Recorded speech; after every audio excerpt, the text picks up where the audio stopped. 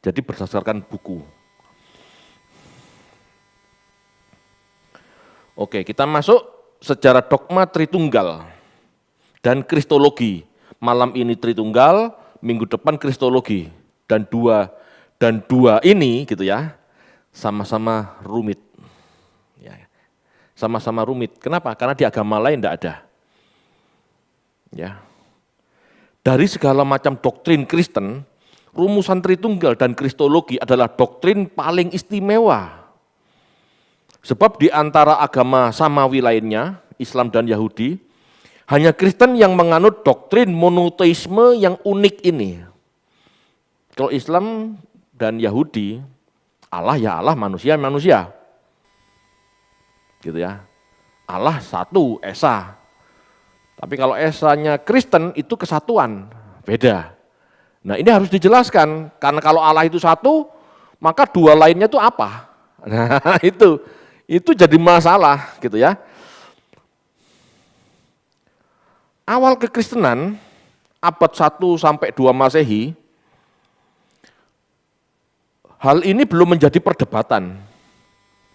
Namun akhir abad kedua, ya, akhir abad kedua Masehi, seiring perkembangan teologi, banyak orang yang butuh penjelasan lebih detail. Seperti tertulis dalam Injil Matius 6 ayat 9, ya, Yesus mengajarkan berdoa kepada Bapa. Bahkan Yesus sendiri berdoa kepada Bapa, ya, di Yohanes 17. Lalu menurut Yohanes 10 ayat 36, Yesus menyatakan diri sebagai anak Allah. Ini berarti kekristenan menyembah Bapa sebagai Allah yang benar, namun juga memuji Yesus sebagai anaknya yang diutus. Seperti itu. Masalahnya, sistem agama monoteisme yang lain, seperti Yahudi dan Islam, tidak bisa menerima relasi Bapa dan anak yang sehakikat. Kalau Bapa dan anak sehakikat berarti dua Allah, pikirnya kan gitu. Maka untuk inilah penjelasan dibutuhkan. Maka untuk penjelasan inilah doktrin Tritunggal dan Kristologi dikembangkan. Ya. Enggak bisa kan Bapak Ibu, pokoknya 3-1-1-3, imani saja, enggak bisa. Kalau anak sekolah minggu silahkan ngomong seperti itu ya. Tapi kalau sudah dewasa tidak bisa mempertanggungjawabkan iman itu lucu. Betul. Anda benar-benar akan ditanyakan, Anda Kristen beneran apa enggak?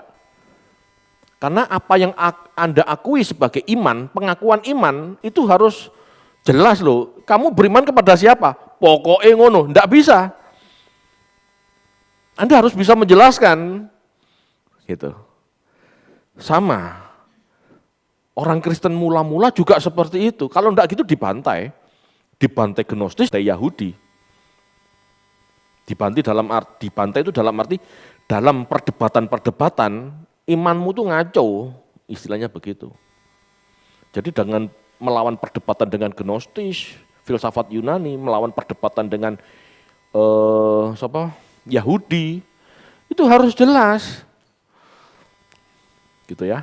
Harus jelas. Kalau enggak gitu imanmu ngaco. Enggak bisa yang penting tak imani. Imani saja karena Allah itu misteri. Enggak bisa seperti itu. Enggak bisa. Zaman dulu enggak seperti itu. Zaman dulu orang harus bisa menjelaskan. Kalau zaman sekarang enggak bisa menjelaskan, ya berarti Anda belum benar-benar Kristen sebetulnya. Karena Anda tidak sadar apa yang Anda imani. Kalau enggak sadar apa yang Anda imani, Anda mau menarik kebenaran seperti apa? Kalau relasi bapak dan anak tidak Anda pahami, Anda berbakti kepada bapak atau anak seperti apa? Hanya yang penting punya Tuhan, Tuhanku 3 tapi 1, 1 tapi 3. Lalu ngapain? Ya pokoknya begitu, rusak Bapak Ibu. Enggak bisa seperti itu, ya. Itu sebabnya doktrin ini sangat penting, gitu ya. Meskipun kita jangan sampai berkelahi, ribut, debat sama orang-orang yang berbeda prinsip. Ada prinsip yang bisa ditolak, gitu ya. ada prinsip-prinsip yang ya sudah, yang penting garis besarnya sama, detailnya berbeda, oke, karena masing-masing punya sudut pandang, harus bisa seperti itu tandanya orang dewasa. Ya.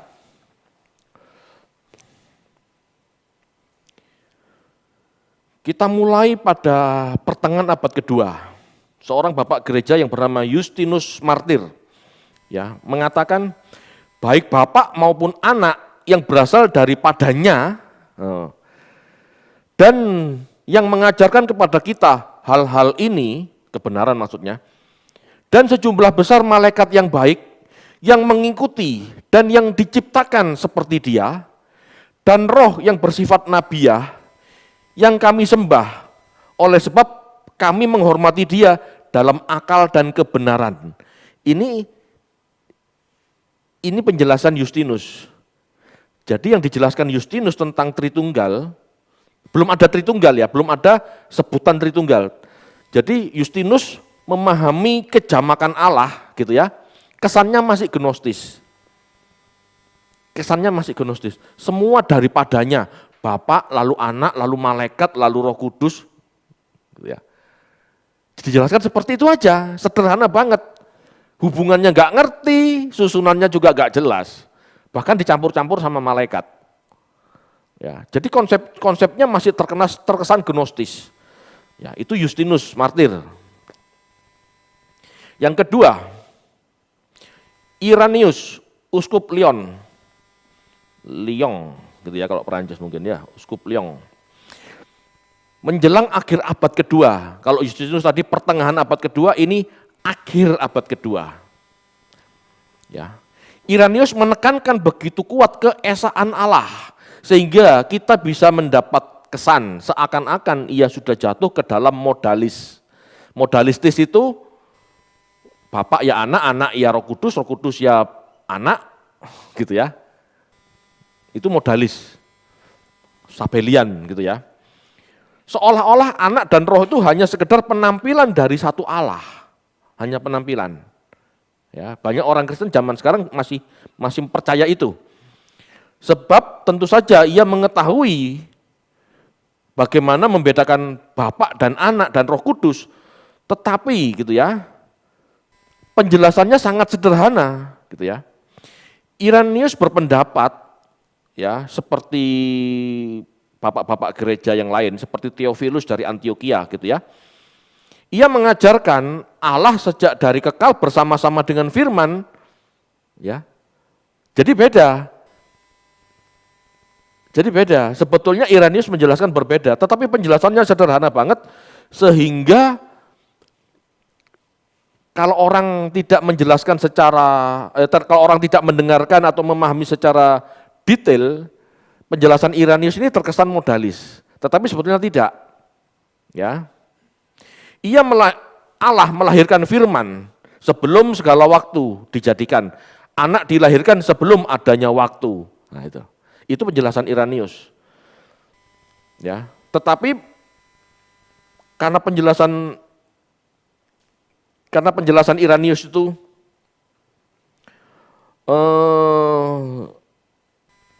tidak terlalu membedakan pribadi, gitu ya, maka kesannya modalis, maka kesannya Bapak, Anak, Roh Kudus ya Bapak, padahal ini salah gitu loh ya.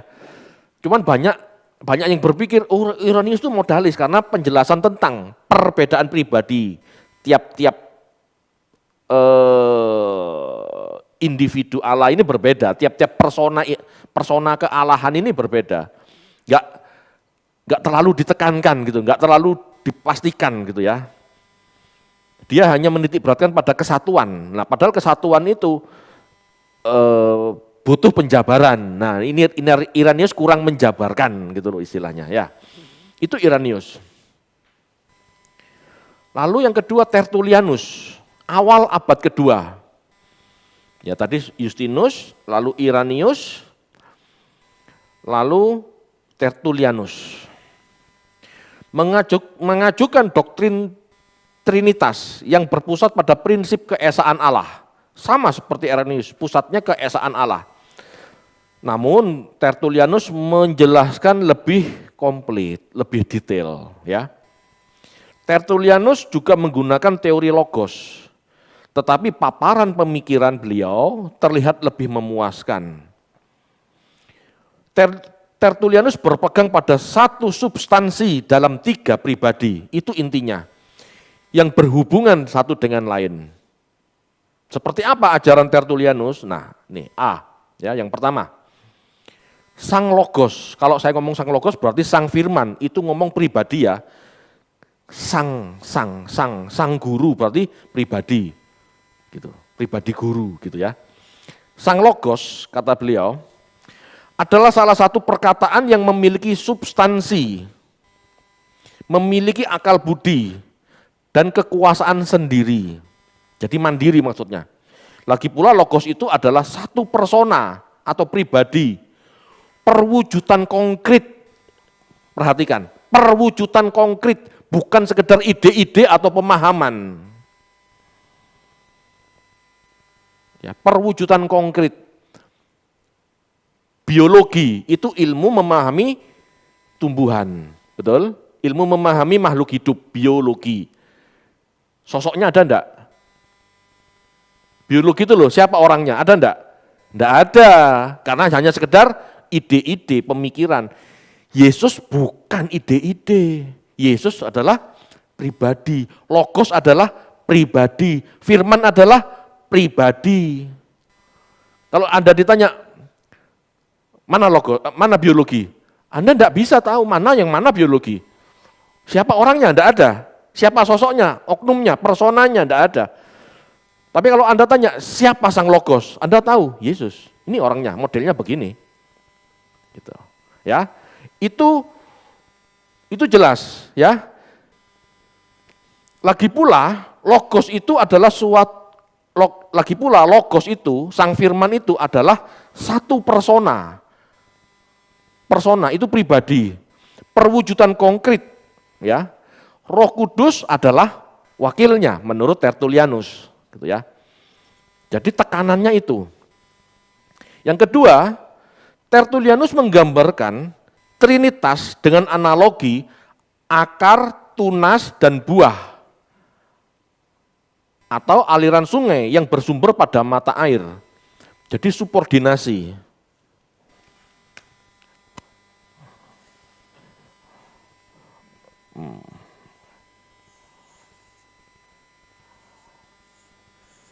Kelapa ini kan ada akarnya ya, lalu bertunas. Nah, ini daunnya, tunas kelapa. Kalau sudah jadi pohon, ada buahnya. Betul? Ada berapa pohon? 1. Tetapi ada akar, ada batang, ada buah. Tritunggal itu seperti ini menurut Tertullianus. Paham ya? Apakah batang dan buah sama? Jelas berbeda. Itu Anda makan buah kelapa tapi tidak pernah makan pohon kelapa. Iya kan? Jelas beda. Tetapi apakah benar-benar berbeda? Tidak, mereka satu kesatuan. Paham ya? Gitu.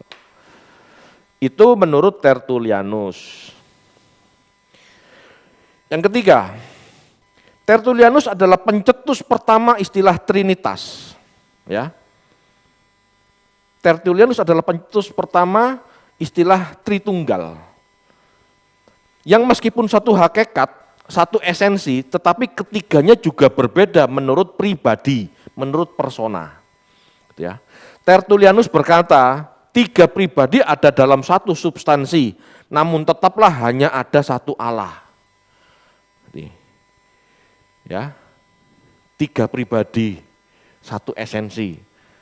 Akar pohon kelapa ya pohon kelapa, batang pohon kelapa ya pohon kelapa, buah kelapa ya pohon kelapa. Betul? Itu maksudnya.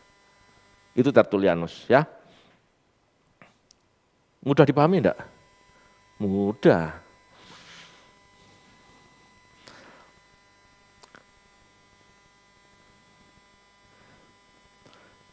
Tertullianus berkata bahwa pribadi-pribadi Allah tersebut dibedakan, ya, bukan dalam kondisi tetapi derajat, bukan dalam substansi tetapi dalam bentuk, ya. Allah bentuknya roh, Yesus bentuknya manusia. Bukan dalam kuasa tetapi dalam aspek, gitu ya. Saya tidak bacakan bahasa Latinnya karena sulit, ya. Kira-kira bahasa Indonesianya seperti itu, gitu ya. Jadi unsur-unsur dasariah, ya, jadi unsur-unsur asali, gitu ya, unsur-unsur asali mengenai ajaran tentang kesamaan substansi dengan acuan kepada Bapa, Anak, dan Roh Kudus sudah terdapat dalam ajaran Tertullianus. Walaupun pada pihak lain, ya, ia menempatkan Anak sebagai lebih rendah daripada Bapa. Ya, jelas sumbernya apa? Tunas kelapa. Sumbernya adalah akar, gitu. Tidak ada akar, tidak ada pohon, tidak ada buah, gitu. Ya, itu menurut Tertullianus. Dengan demikian, rumusan Tertullianus tentang Tritunggal, ya, bebas dari noda triteisme. Kalau Anda melihat ini, ada berapa pohon? Satu. Ya, jelas terbebas dari pola pikir politeis, berbeda dari pola pikir triteis, gitu ya, 3 Tuhan. Nah, politeis apalagi tidak.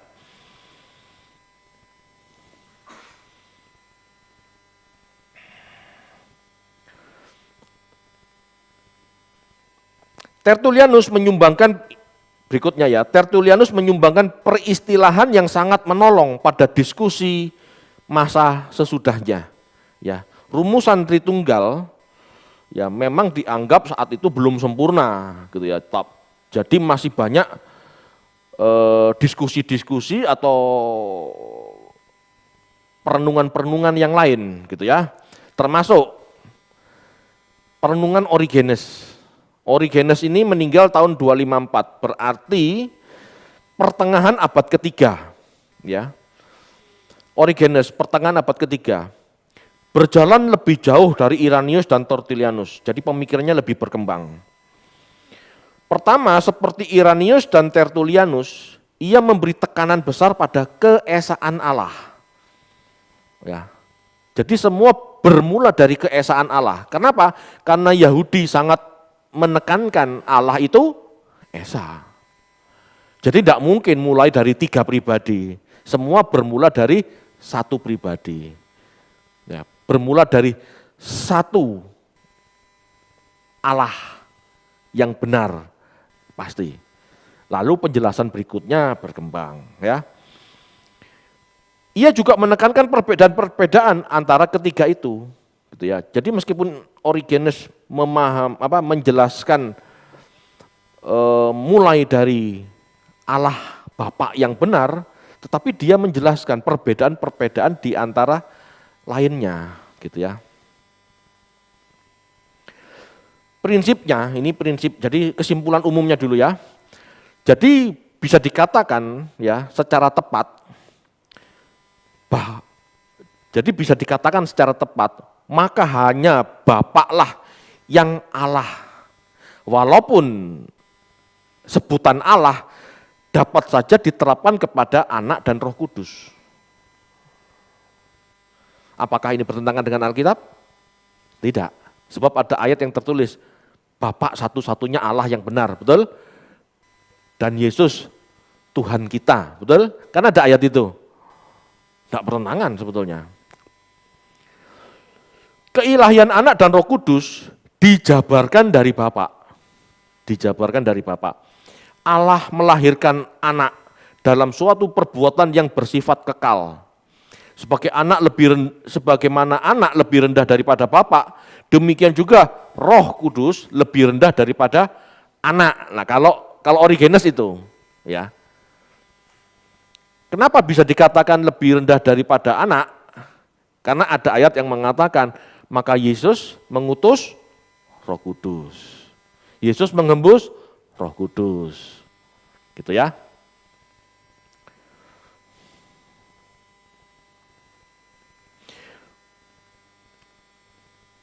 Jadi, gitu ya. Jadi mengenai atau menyangkut keadaan dasar, keadaan asal, ya, keadaan asal mereka, keadaan asal anak dan roh berbeda dengan Bapa. Tetapi pada saat yang sama, Origenes berpegang pada pendapat bahwa tiga pribadi itu adalah satu. Dalam pengertian bahwa ketiganya memiliki satu kesatuan kehendak. Wah, ini sudah sangat, satu kesatuan kehendak. Jadi yang satu itu kehendaknya. Yang satu itu sumbernya. Anak keluar dari Bapa, roh keluar dari Bapa, tapi punya satu kesatuan kehendak. Jadi Origenes lebih jelas, lebih komplit, ya. Dan Anda perlu tahu, Origenes ini adalah seorang teolog, pakar, ya, pakar Alkitab. Dia membuat sebuah Alkitab heksapla namanya. Jadi heksa itu berapa ya? 6 ya. Betul ya? Heksa 6 ya. Jadi 6 berjajar. Bahasa ini, bahasa ini, bahasa ini. Jadi tidak perlu diragukan kecanggihannya. Kalau sekarang, teolog zaman sekarang, bahasa Ibrani dan bahasa Yunani pun sebetulnya cuma nyontek. Tidak benar-benar bisa. Gitu ya. Tapi kalau Origenes sampai menuliskan 6 Alkitab yang berbeda dengan berjajar. Wah itu. Kalau teolog-teolog sekarang, lihat kamus, lihat Bible Work. Enggak pernah benar-benar bisa. Kecuali Anda sekolah di Israel belajar bahasa Ibrani, sekolah di Yunani belajar bahasa Yunani, gitu ya. Sekolah di Syria supaya bisa paham Aramaik, wah itu lain. Enggak seperti itu. Jadi Origenes itu benar-benar teolog yang cerdas, gitu ya.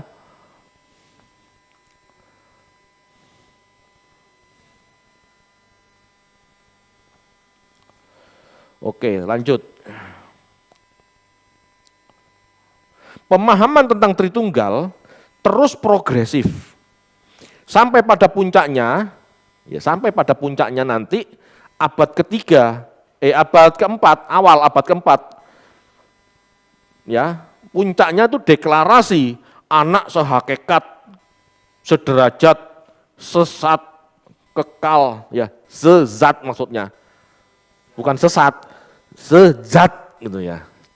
Zat gitu ya. Sederajat, sejat gitu ya. Terus kekal dengan Bapa. Jadi deklarasi ini muncul di Konsili Nicea 325. Ya. Namun konsep teolog-teolog ini tidak dipermasalahkan. Gitu ya. Terutama pada orang zamannya tidak ada masalah. Ya. Jadi konsepnya Justinus, konsepnya Tertullianus, konsepnya Origenes itu tidak pernah disangkal. Atau tiga bapak gereja ini tidak pernah dinyatakan sesat. Gitu ya. Sehingga kita perlu menghargai perbedaan yang ada jika ada pertimbangan yang mirip-mirip dengan Justinus atau Origenes atau Tertullianus. Gitu ya. Masalahnya zaman sekarang orang Kristen itu ngotot. Yang benar cuma pengakuan iman Nisea. Itu jadi masalah nanti ya. Sehingga kita perlu menghargai perbedaan yang ada. Gitu ya. Kalau kita mengerti sejarahnya ini, kita bisa menghargai perbedaan yang ada. Pernah saya berdiskusi sama seseorang yang menganut pengakuan iman Nisea secara kaku gitu ya. Lalu saya ngomong, apakah Anda menyatakan Tertullianus dan Origenes sesat kalau gitu? Tidak. Tidak seperti itu, tapi pendapatnya tidak benar. Itu kan katamu, menurut kacamata Nisea, iya kan? Tetapi apakah kalau Origenes dan Tertullianus ikut Konsili Nicea, keputusannya pasti seperti ini? Belum tentu. Itu teolog-teolog Nisia belum tentu menang sama Origenes. Paham maksudnya ya? Kan namanya konsili itu kan musyawarah atau perdebatan gitu loh. Keputusan iman Nisia bahwa Allah, Anak, Roh Kudus sehakikat, sesat, sederajat. Tapi menurut Origenes dan Tertullianus berbeda, enggak, subordinasi. Sehakikat ya, tapi tidak sederajat. Loh. Mana yang benar? Loh, kalau Origenes dan Tertullianus masih hidup dan ikut konsili, itu hasilnya belum tentu seperti pengakuan yang sekarang kan, gitu loh. Belum tentu seperti yang dipahami sekarang. Sehakikat itu berarti sederajat, sesat, gitu. Belum tentu. Ikut konsili, pengaruh enggak? Ya pasti punya pengaruh. Paham maksud saya ya? Ini loh yang mau saya sampaikan. Maksudnya apa sih? Supaya kekristenan itu enggak usah ribut sesuatu yang tidak tercantum dalam pengakuan iman. Yang sudah tercantum dalam pengakuan iman, ya kita imani sudah. Tetapi detail-detailnya yang lebih kecil, sudahlah masing-masing orang punya pertimbangan, punya sudut pandang. Nggak usah ribut, itu maksud saya. Jadi begini.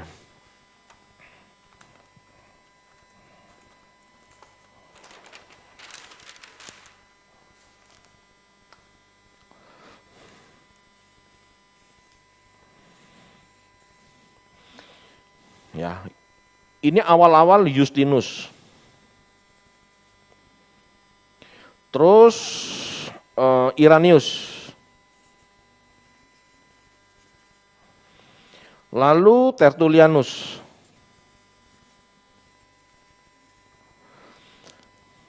Lalu Origen. Oke, satu lagi. Lalu Nisea. Ya. Ini perkembangannya ya awalnya mirip Gnostis ya. Mirip ya, bukan persis Gnostis, mirip. Irenaeus mirip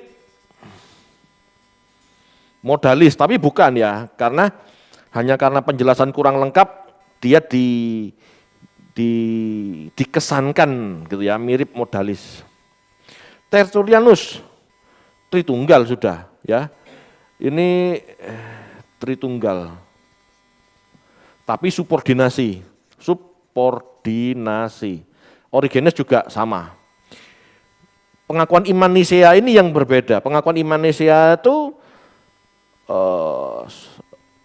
Tritunggalnya sama. Una substantia tres personae sama, tetapi tidak subordinasi, semua sederajat. Gitu. Dan dianggap itu yang paling benar. Gitu ya, oleh gereja. Pertanyaannya, jika Tertullianus dan Origenes ikut konsili Nisea, apakah hasilnya sama dengan yang sekarang? Belum tentu sama. Gitu ya. Maksud saya, hargailah pemahaman ini yang ada. Karena 3 abad sampai 325 Masehi, orang Kristen ini menganut subordinasi. Paham maksudnya ya?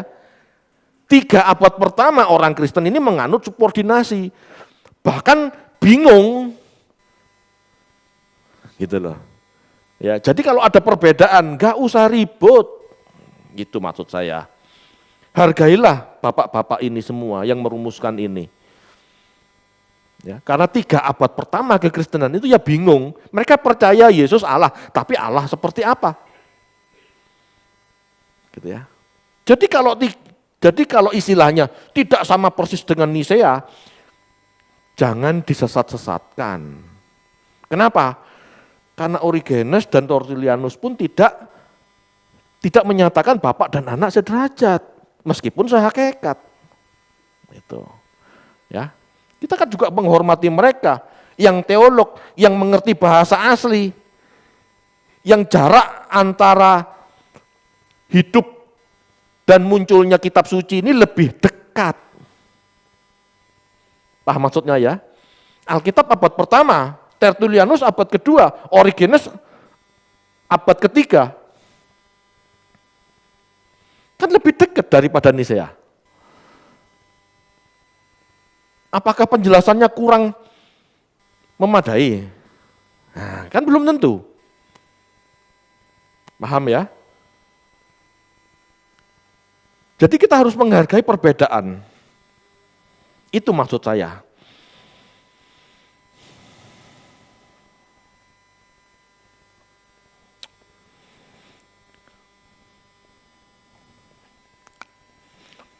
Beberapa pemikiran yang jelas-jelas ditolak oleh gereja adalah monarkianisme. Jelas-jelas ditolak. Kalau konsepnya Origenes, Tertullianus itu tidak dibenarkan tapi juga tidak ditolak, didiamkan istilahnya. Gitu ya. Tetapi beberapa pemikiran yang jelas ditolak oleh gereja adalah monarkianisme. Nah, ini perhatikan. Monarkianisme ini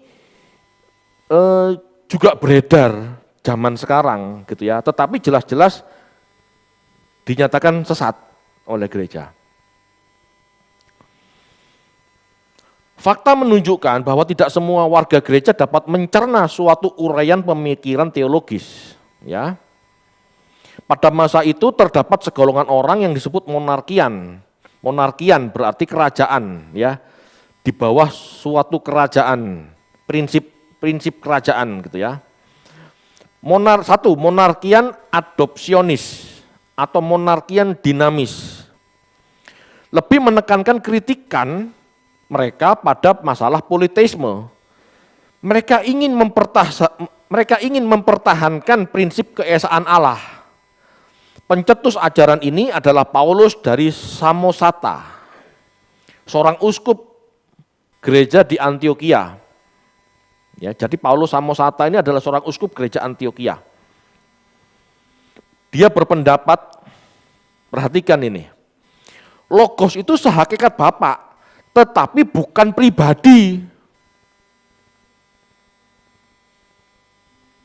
Ya. Logos itu sehakikat Bapa, tapi bukan pribadi, melainkan sekedar kuasa ilahi atau hikmat. Waspadai ini. Karena ada pemikiran-pemikiran seperti itu masih sekarang. Jadi logos itu kuasa ilahi atau hikmat, bukan mewujud, bukan pribadi Yesus maksudnya.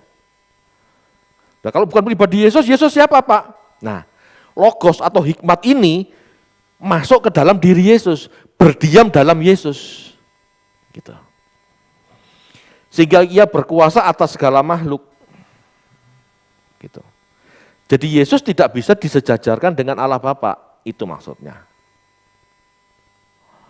Ya, atau tidak bisa disehakikatkan, tidak bisa.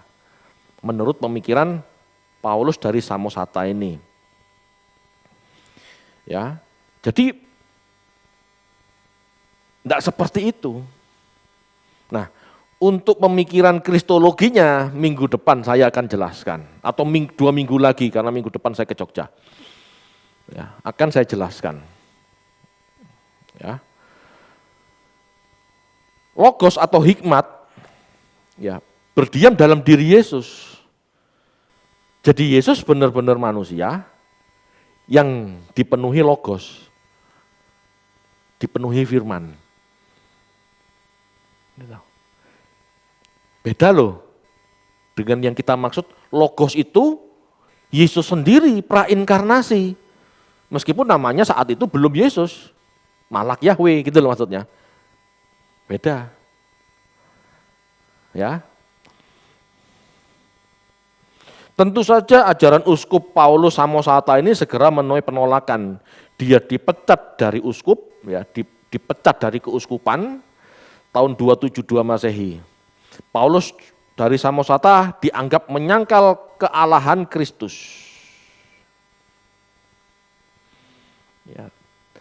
Tidak mengakui Kristus, Yesus adalah Kristus, Yesus adalah anak Allah, Kristus adalah firman atau logos yang menjelma menjadi manusia, itu berarti menolak kealahan Yesus.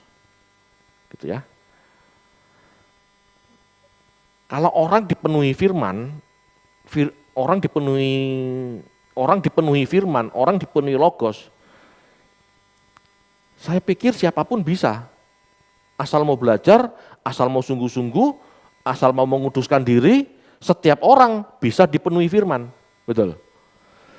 Tetapi firman menjelma jadi manusia, itu tidak bisa semua orang. Ya, itu maksudnya. Jadi Yesus benar-benar logos, benar-benar sang firman, mewujud. Ya.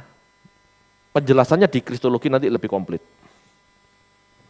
Kedua, kalau tadi itu monarkian adopsionis atau dinamis, yang kedua adalah monarkian modalis atau sabelianisme. Ya. Sabelian juga berkehendak mempertahankan prinsip keesaan Allah, namun tidak menyangkal kealahan Kristus. Ya, tidak menolak keesaan Allah, Allah itu ya Esa, tapi juga tidak menyangkal kealahan Kristus. Lah tapi siapa terus? Allah siapa, Kristus siapa? Ya sebetulnya sosok yang sama, cuman pakai topeng yang berbeda. Nah, itu sabelian. Bapak ya anak, anak ya Roh Kudus ya Bapak, muter alih ya. Di antara ketiganya, ya di antara ketiga tokoh di antara ketiga tokoh modalis yaitu Noetus, Praxius dan Sabellius. Sabellius lah yang paling dikenal secara luas, makanya disebut sabelianisme. Jadi kalau ada lagu gitu ya Yesus, Yesus Bapakku, itu berarti sabelian, karena dia mengakui Yesus sebagai bapaknya. Padahal Bapak itu bukan Yesus, Yesus itu anaknya Bapak. Nah, itu jelas ya, nggak boleh campur aduk.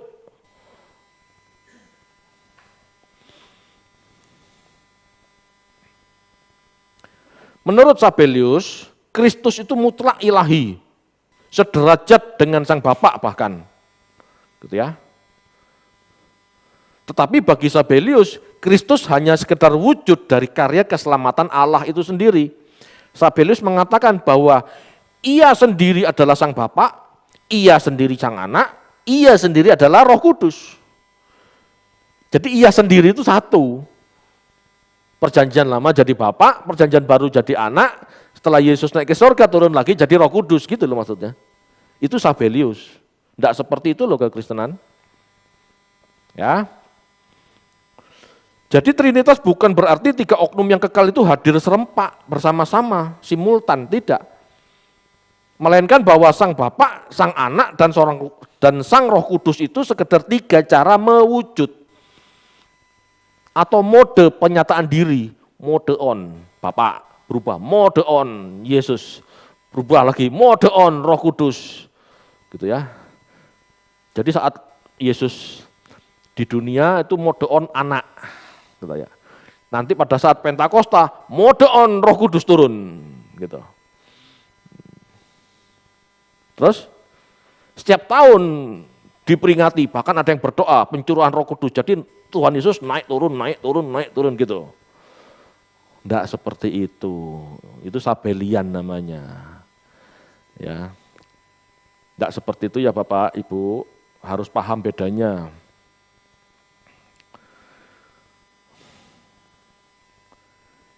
Jadi tiga cara mewujud yang hadir secara bergantian dan sementara saja, itu sabelian.